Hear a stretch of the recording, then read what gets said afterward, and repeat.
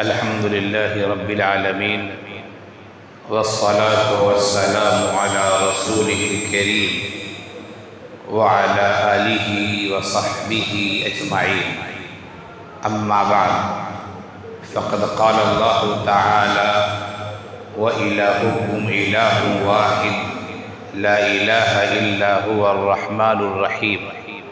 صدق الله العظيم.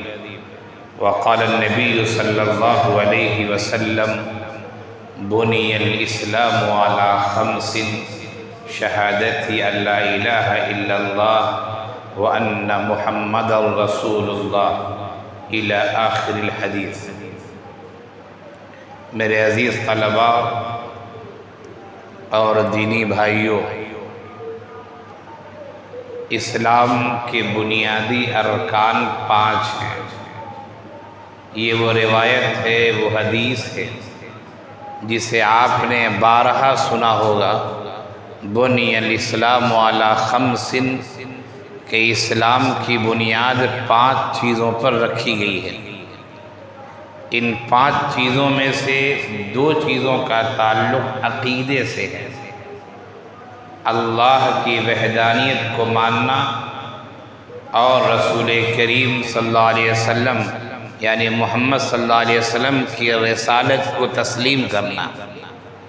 اور باقی 3 باتیں جو بتائی گئی ہیں ان کا تعلق اعمال سے ہے، یعنی نماز پڑھنا، روزہ رکھنا، حج کرنا، زکوٰۃ دینا. تو اسلام کی بنیاد جن 5 چیزوں پر ہے ان میں سے پہلی چیز ہے توحید، یعنی اللہ کو ایک جاننا، اللہ کو ایک سمجھنا. دنیا میں بہت کم ایسے لوگ ہوئے ہیں، آج کل کچھ زیادہ ہو گئے ہیں، ورنہ گزشتہ زمانوں میں بہت کم ایسے لوگ ہوئے ہیں جنہوں نے اللہ کو، یا یہ کہا جائے کہ کائنات کے خالق کا انکار کیا. بہت کم ایسے لوگ ہوئے. تقریباً تمام ادیان و مذاہب اور تمام افراد کا یہ کہنا ہے کہ اس کائنات کا کوئی نہ کوئی بنانے والا ہے جسے ہم خالق کہتے ہیں، مالک کہتے ہیں. لیکن دھیرے دھیرے لوگوں کی ذہنوں میں تبدیلی آئی اور آج ایک بڑی تعداد ایسے لوگوں کی ہے. پچھلے زمانے میں یہ تعداد تھی لیکن کم افراد تھے. آج بڑی تعداد ایسے لوگوں کی ہے جن کا یہ کہنا ہے کہ نہیں، کائنات خود سے خود وجود میں آ گئی ہے، اس کائنات کا کوئی بنانے والا نہیں. خیر، جو کائنات کے خالق کا انکار کرتے ہیں یہ ہماری گفتگو کا ایک دوسرا پہلو ہے. پہلا پہلو یہ کہ کائنات کو بنانے والا ہے اور تقریباً تمام لوگ اسے مانتے ہیں. لیکن بنانے والا کون ہے، اس کے اختیارات کیا ہیں، وہ کس شکل و صورت کا ہے، کیا وہ اکیلا ہے یا اس کے ساتھ اور بھی اس کائنات کو چلانے میں شریک ہیں. یہاں پر آ کر 2 طریقے کے عقیدے ہمارے سامنے آتے ہیں. کچھ لوگ وہ ہیں جو کہتے ہیں کہ کائنات کا بنانے والا تو ہے لیکن اس کے ساتھ کام کرنے والے، چلانے والے، اس کے شریک اور بھی افراد ہیں. اور یہ تقریباً تمام ادیان و مذاہب جو آسمان سے نازل کردہ دین نہیں ہے، تقریباً ان کے نزدیک یہ عقیدہ پایا جاتا ہے. اور جو آسمانی دین ہے اس نے بھی اپنے عقیدے میں تبدیلی کر دی ہے. جیسے عیسائی حضرات ہیں، حضرت عیسیٰ علیہ السلام کے ماننے والے، لیکن وہ اقنوم ثلاثہ کے قائل ہیں. وہ کہتے ہیں کہ 3 ذات مل کر ایک خدا ہے. وہ 3 ذات کون ہیں؟ بعض کہتے ہیں وہ حضرت مریم ہیں، حضرت عیسیٰ ہیں اور حضرت جبرائیل ہیں. یہ 3 مل کر ایک خدا ہیں جسے اقنوم ثلاثہ کے وہ قائل ہیں. اور بھی دوسرے آراء بھی عیسائی حضرات کے ہیں. اسی طرح یہودیوں کے بھی مسائل ہیں. تو دنیا میں جو ادیان ہیں ان میں سے بہت سارے ایسے ہیں جو کہتے تو ہیں کہ کائنات کو چلانے والا کوئی نہ کوئی ذات ہے، خالق و مالک ہے، لیکن وہ توحید کا عقیدہ نہیں رکھتے ہیں۔ وہ ایک ذات ہے، وہ اس کا عقیدہ نہیں رکھتے ہیں۔ وہ اس کے ساتھ سینکڑوں دیوی دیوتاؤں کو، سینکڑوں افراد کو، سینکڑوں اوتاروں کو وہ شامل کر دیتے ہیں، اور پھر وہ کہتے ہیں کہ کائنات کا نظام ان لوگوں کی وجہ سے چل رہا ہے۔ لیکن اللہ تعالیٰ نے جو ہمیں تعلیم دی ہے، اور حضرت آدم علیہ السلام سے لے کر آخری نبی آقا نامدار احمد مصطفیٰ محمد مصطفیٰ صلی اللہ علیہ وسلم تک جتنے انبیاء کرام آئے، سبوں نے توحید کی دعوت دی ہے، اور کہا ہے کہ اس کائنات کو پیدا کرنے والا، کائنات کو چلانے والا، کائنات کو زندگی دینے والا، زندگی اور موت عطا کرنے والا، ساری کائنات کا نظام جس کے دست قدرت میں ہے، وہ ایک ذات ہے، اور اسی ذات کو ہم اللہ کہتے ہیں۔ تمام انبیاء کرام نے یہ دعوت دی۔ قرآن کریم نے اسی بات کو ایک دو جگہ نہیں، بہت ساری جگہوں پہ واضح انداز میں کہا ہے۔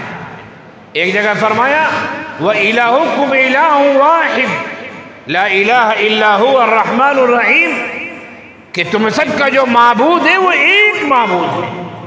الہکم الہ واحد، ایک معبود ہے، وہی تمہارا معبود ہے، اس کے علاوہ کوئی رحمان و رحیم نہیں۔ وہی رحمان ہے، وہی رحیم ہے، وَلَهُ الْأَسْمَاءُ الْحُسْنَى، اس کے اچھے اچھے نام ہیں، اس کی ذات کے علاوہ کائنات کا کوئی خالق و مالک نہیں ہے۔ ایک خدا کا تصور، ایک اللہ کا تصور، اور وہ بھی ایسا تصور کہ لیس کمثلہ شیء، لیس کمثلہ شیء، وہ اللہ کی ذات ایسی ذات ہے، وہ کائنات کا خالق و مالک ایسا ہے کہ اس جیسی کائنات میں کوئی چیز ہے ہی نہیں۔ یہ ہمیں اسلام نے دعوت دی ہے، اور تمام انبیاء کرام کی یہی دعوت رہی ہے۔ تو صرف اللہ کو مان لینا، کائنات کے خالق کو مان لینا، کائنات کے نظام چلانے والے کو مان لینا، یہ کافی نہیں ہے، بلکہ ماننا یہ ہے کہ کائنات کا خالق ایک ہے، اور سارے نظام کو چلانے والا ایک ہے، جس سے ہم اللہ کہتے ہیں، خدا کہتے ہیں۔ یہی دعوت ایک کی دی گئی تھی، تو کفار مکہ اور مشرکین مکہ میں کھلبلی مچ گئی تھی، بے چین ہو گئے تھے، اور وہ لوگ کہہ پڑے تھے اجعل الآلہۃ الہا واحدا ان ھذا لشیء عجاب، کیا محمد نے تمام معبودوں کو ایک معبود بنا دیا ہے؟ وہ خانہ کعبہ میں 360 بت رکھے ہوئے تھے، ان کے گھروں میں، گھروں کے طاقوں میں، کھڑکیوں پر، ان کی الماریوں میں، ان کے دروازوں پر چھوٹے چھوٹے بت رکھے ہوئے تھے، اور ایک دو نہیں، سینکڑوں بتوں کی پوجا کرتے تھے۔ اللہ کے رسول صلی اللہ علیہ وسلم نے دعوت دی اور فرمایا کہ نہیں، قل هو اللہ احد اللہ الصمد، وہ اللہ ایک ہے، وہ بے نیاز ہے، یاد رکھنا وہی اللہ ہے، اس کے علاوہ کوئی معبود نہیں ہے۔ تو کفار مکہ چیخ اٹھے، چلا اٹھے، اور یہ کہنے لگے اجعل الآلہۃ الہا واحدا، کیا بہت سارے معبودوں کو محمد نے ایک معبود بنا دیا ہے؟ ان ھذا لشیء عجاب، یہ تو عجیب و غریب بات ہے، یہ تو عجیب و غریب فلسفہ ہے، یہ تو ہماری کھوپڑی میں سمانے والی بات ہی نہیں ہے کہ کائنات میں اتنے کام ہیں، اور ان تمام کاموں کا حکم دینے والا صرف ایک اللہ ہے، ایک ذات ہے، یہ کیسے ہو سکتا ہے؟ اصل میں کفار مکہ ہوں یا کفار مکہ کے علاوہ دیگر افراد ہوں، ان لوگوں نے ہر چیز کو اپنی عقل کے لحاظ سے اور انسانوں کے انداز میں سوچنے کی کوشش کی ہے کہ ایک آدمی اتنے کام نہیں کر سکتا، تو یہ کائنات کا بنانے والا ہے، وہ بھی تو ایک انسان کی طرح ہوگا، آخر وہ اکیلے اتنے کام کیسے کر سکتا ہے؟ اس طریقے سے ان کے ذہن و دماغ میں مختلف طرح کے سوالات پیدا ہوتے تھے، جس کی وجہ سے انہوں نے توحید کا انکار کر کے کائنات کے خالق و مالک کو تو مانا، لیکن کائنات کے خالق و مالک کے ساتھ سینکڑوں شرکا کو انہوں نے مان لیا، سینکڑوں اوتاروں کو مان لیا، دیوی دیوتاؤں کو مان لیا، ان کے نائبین کو مان لیا۔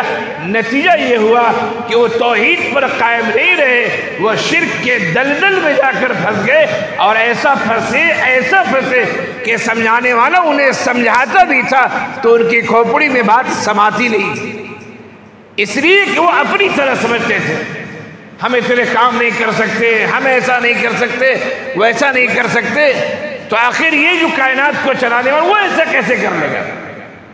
حالانکہ ایسی بات نہیں، کائنات کا جو چلانے والا ہے، جو اللہ کی ذات ہے، وہ خالق ہے، وہ ازل سے ہے اور ابد تک رہے گا۔ ازل سے ہے یعنی جس کی ابتدا ہی نہیں ہے، ہمیشہ سے ہے۔ اللہ کی ذات جو ہے وہ ازل سے ہے، ازل سے ہے مطلب ہمیشہ سے ہے، دوسرا مطلب جس کی ابتدا نہیں ہوئی ہے، اور وہ ذات ابد تک رہے گی یعنی ہمیشہ ہمیشہ رہے گی۔ اللہ کے علاوہ ما سوی اللہ کے علاوہ کائنات میں جو کچھ بھی ہے سب اللہ کی مخلوق ہے۔ اللہ خالق ہے، دوسری سب چیزیں مخلوق ہیں۔ اللہ ساری چیزوں کی پرورش کرنے والا ہے، دوسری سب چیزیں پرورش کی محتاج ہیں۔ اللہ تعالیٰ کے بعد ایک نظام ہے جس نظام کے تحت اللہ تعالیٰ اس کائنات کو چلا رہا ہے، ہمارے ایمان کا، اسلام کا، عقیدے کا یہ اصل ہے اور یہ بنیاد ہے کہ ہم کائنات کے خالق کو مانیں کہ وہ ایک ہے، تنہا ہے۔ یہ رب کے بارے میں، اللہ کے بارے میں جو عقیدہ ہے وہ اللہ کے بارے میں یعنی الوہیت فی التوحید، یعنی وہ ایک اللہ ہے، ایک ہے۔ اسی طرح عقیدہ ربوبیت کے بارے میں صحیح ہونا ضروری ہے۔ ربوبیت کا مطلب یہ کہ کائنات کا جو بھی نظام چل رہا ہے، ساری نظام کو چلانے والا وہ ایک ہے اور وہ اللہ ہے۔ اس کے بغیر ایک پتا بھی نہیں ہل سکتا ہے، اس کے بغیر، حکم کے بغیر ایک ذرہ بھی ادھر سے ادھر نہیں ہو سکتا ہے۔ اور کائنات میں جو بھی چیز بتدریج آگے بڑھ رہی ہیں، آپ زمین میں ایک دانے کو ڈالتے ہیں، وہ دانہ پہلے مٹی میں سڑتا ہے، گلتا ہے، دانہ پھٹتا ہے، پھٹنے کے بعد اس میں سے ایک چھوٹا سا کوپل نکلتا ہے، چھوٹی سی ایک شاخ نکلتی ہے، پھر اس شاخ سے پتیاں نکلتی ہیں، پھر پتیوں کے بعد اس کے اندر تنا آتا ہے، پھر وہ درخت اور پیڑ پودے کی شکل اختیار کرتا ہے۔ یہ بتدریج جو اس میں ترقی ہو رہی ہے، آخر یہ ترقی دینے والا کون ہے؟ ایک انسان ہے جو رحم مادر میں ہوتا ہے، رحم مادر میں بتدریج وہ ترقی کرتا رہتا ہے، ولادت کے بعد بھی بتدریج وہ ترقی کرتا ہے اور اپنی عمر کی انتہا کو پہنچتا ہے۔ آخر اسے ترقی دینے والا کون ہے؟ ذرا اس کے بارے میں سوچیں۔ وہ وہی اللہ ہے جس کی صفت رب کی ہے، الحمدللہ رب العالمین۔ تمام تعریف اللہ کے لیے ہے جو تمام جہانوں کا رب ہے، یعنی تمام جہانوں کی پرورش کرنے والا ہے، تمام جہانوں کو پروان چڑھانے والا ہے، تمام جہانوں کو بتدریج اگلے مرحلے تک لے جانے والا ہے، وہ رب ہے۔ تو ہمارا عقیدہ ہونا چاہیے کہ اللہ کی ذات ایک ہے، اس کے برابر کوئی نہیں، کوئی بھی اللہ کے برابر نہیں۔ یاد رکھیے، نہ اللہ کی ذات میں نہ اللہ کی صفات میں، اچھی طرح یاد رکھیے۔ بہت سارے لوگ اپنی جہالت کی وجہ سے، نادانی کی وجہ سے، سماج کے ان پڑھ ہونے کی وجہ سے وہ یہ سمجھتے ہیں کہ اللہ تعالیٰ نے پورا اختیار فلاں کو دے دیا ہے، اپنے فلاں ولی کو دے دیا ہے، اپنے فلاں مخلوق کو دے دیا ہے۔ یہ عقیدہ شرکیہ عقیدہ ہے۔ اللہ نے اپنے اختیارات کسی کو دیے نہیں ہیں، اللہ کا اختیار اللہ کے ہاتھ میں ہے۔ ایسا نہیں کہ اللہ تعالیٰ خالی بیٹھ گئے اور کسی کو تم کسی کی بگڑی بنا دو، تم فلاں کو اولاد دے دو، تم فلاں کو کامیابی علاج بنا دو۔ نہیں، اللہ کی ذات وہی پورے نظام کو چلا رہی ہے۔ جو اللہ کے احکامات کو زیادہ ماننے والا ہوتا ہے اسے اللہ کی قربت نصیب ہوتی ہے، اور ہم عرف میں ہم اسے اولیاء اللہ کہتے ہیں۔ ہم عرف میں اسے اللہ کا ولی کہتے ہیں، حقیقت کے اعتبار سے ہر ایمان والا اللہ کا ولی ہے، یاد رکھیے۔ اس کی وضاحت قرآن نے کی ہے، قرآن نے کہا لغوی اعتبار سے، شرعی اعتبار سے ہر ایمان والا اللہ کا ولی ہے، لیکن عرف کے لحاظ سے جو اللہ کے احکامات کو جتنا زیادہ ماننے والا ہوتا ہے، پابندی سے عمل کرنے والا ہوتا ہے، ولایت کے مرتبے میں اس کا درجہ اسی لحاظ سے بڑھ جاتا ہے۔ اسی لیے ہم اور آپ ہر انسان کو اللہ کا ولی نہیں کہتے، خاص قسم کے لوگوں کو کہتے۔ کیوں؟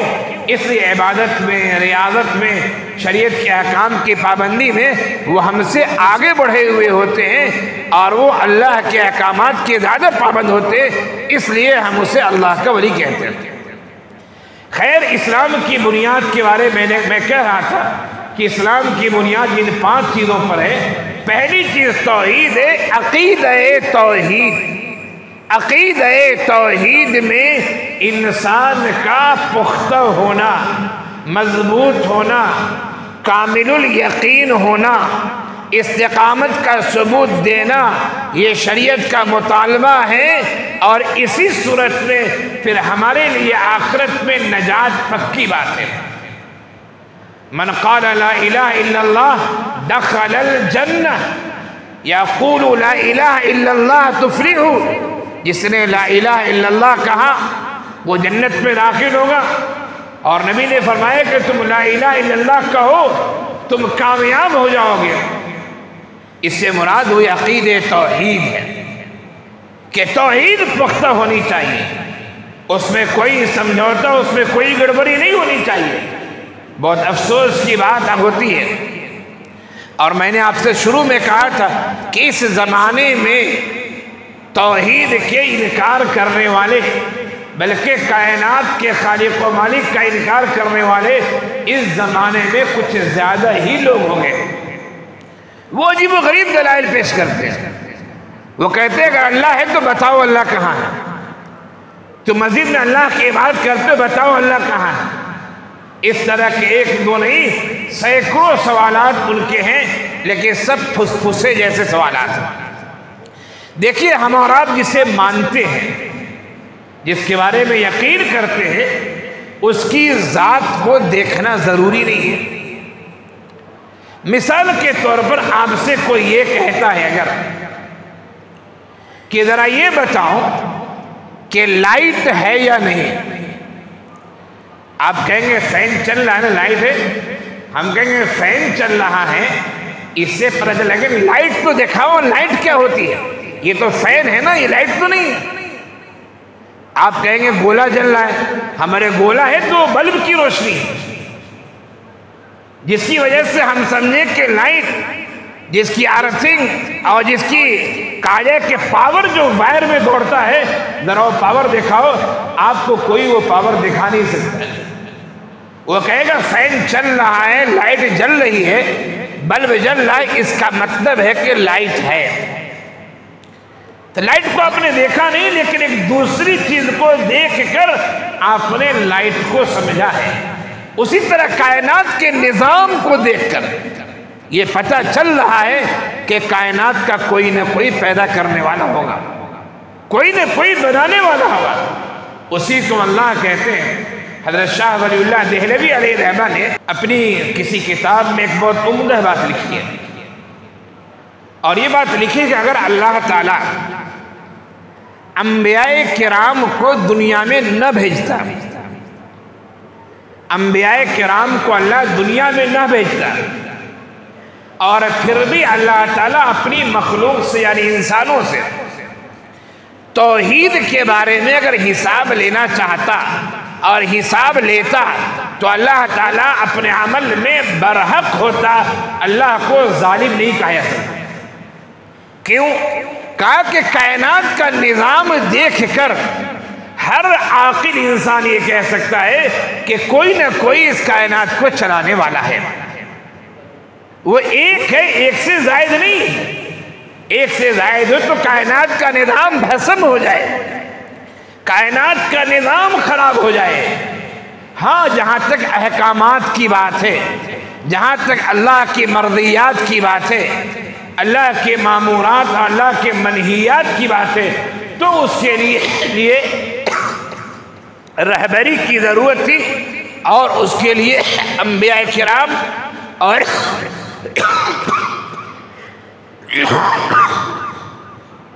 اس کے لیے انبیاء کرام اور اس کے لیے کتابوں کی ضرورت ہے۔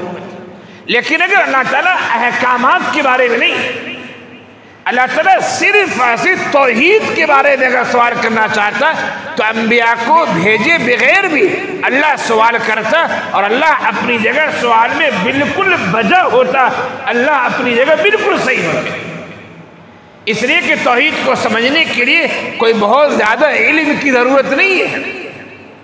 ایک بڑھیا سے ایک آدمی نے پوچھا تھا جو دہریہ قسم کا تھا، کائنات کے خالق کو مالک کو نہیں مانتا تھا۔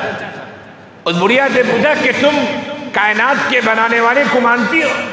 کہا کہ ہاں میں کائنات کے بنانے والے کو مانتی ہوں۔ کہا کیا دلیل ہے؟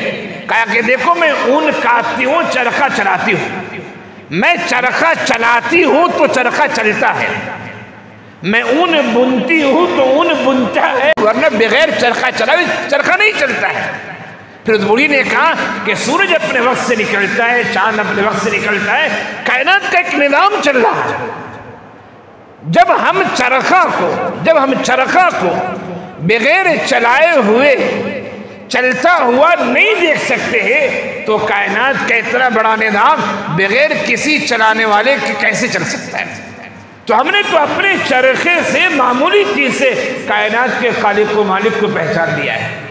خیر میرے عزیز طلبہ، خلاصہ کلام یہ کہ اسلام کی 5 بنیادی چیزوں میں پہلی بات جو عقیدہ توحید، اور عقیدہ توحید ایک ایسا موضوع، ایک لمبا موضوع ہے جس پر سینکڑوں آیات قرآنیہ ہیں، سینکڑوں احادیث ہیں، سینکڑوں واقعات ہیں۔